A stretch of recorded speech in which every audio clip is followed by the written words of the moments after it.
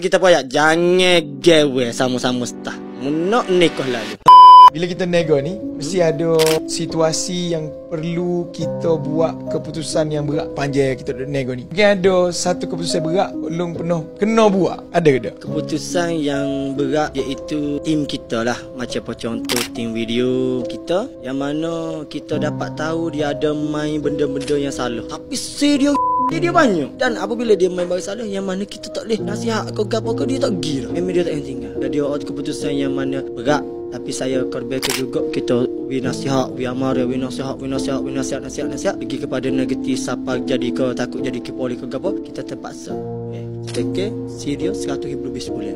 Jadi itu adalah keputusan yang berat lah. Tapi mostlynya adakah sebab staff lah? Staff jugalah. Kebanyakan saya terpaksa buat staff yang mana melakukan maksiat. Tapi dia juga yang mengajar cara-cara nak buat konten macam ni, cara nak buat konten macam dia yang susun strategi. Tapi dia pergi kepada maksiat. Apa contoh maksiat tu?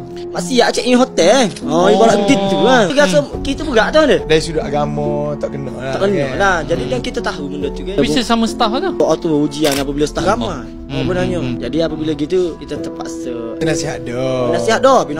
Tosa dah. Lepas tu kita payah jangan gewe sama-sama staff. Nak nikah lalu.